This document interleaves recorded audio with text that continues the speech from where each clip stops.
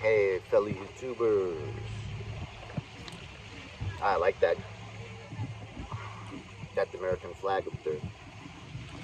So, Old Testament book of Job. So when Job loses everything, his three main friends try to console him, but in the process they end up actually adding injury because they're basically saying, get right with God because obviously you've done something wrong. This is not how God reacts to you being in league with Him, in alignment with Him. And so that's really hard to take. And that's really similar to what happens to you when you're kind of transitioning out of narcissistic abuse. Because like the person that's abusing you looks very altruistic, very, very good to others for all intents and purposes. And so they can't really understand it.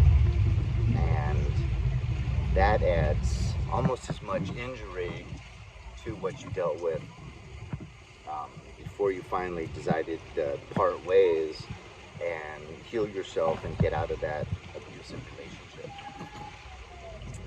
Now, if it's your whole family and you have kids, they've known those people your whole life. And so they can't really make heads or tails out of it. All they know is the whole family has turned against you. It makes it very hard for them to be on your side or even try to understand. All they know is you're an outcast. Everyone's talking smack about you, so on and so forth. That's a difficult situation. But then a lot of people don't really, off the top of their head, remember this part of the story of Job, that when he prays for those friends, when he doesn't curse God, and he prays for those same friends that added more injury to the situation than was initially there, God says, okay, I'm gonna listen to your prayer and I'm gonna give you like a double portion, even more than you had before. Think about Job.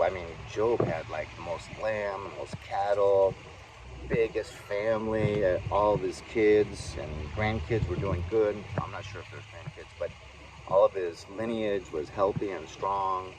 So just good on good. Well, and he had it all taken. But then after he prayed for his friends, he even got back more. So the main thing is forgiveness. And I've kind of had that. I've just understood that, the people that abused me came from very abusive backgrounds. And when you come from an abusive background, you kind of either become an empath, really, really sensitive and want to help people and really want to do good. Or you go the opposite way, which is you think, well, there's people that are the hammer and people that are the nail. Which do I want to be? I want to be the hammer, so I'm going to focus on making myself as strong, look as strong as possible, look as worldly as possible, with nice clothes, nice jewelry, cars, houses, all that. And then in secret, hammer down my victims and just abuse the hell out of them. But really, really put on a good show for everyone else so that they'll never end up pointing the finger at me. And do a smear campaign years and years before that abusive person finally ever says, okay, that's it, I've had enough. So if you've ever suffered narcissistic abuse, the key to please God is to just don't hold any resentment. Just understand that they come from a narcissist or an abusive background, and this is all they know.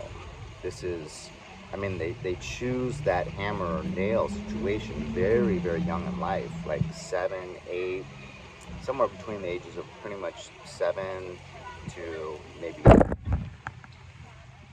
12.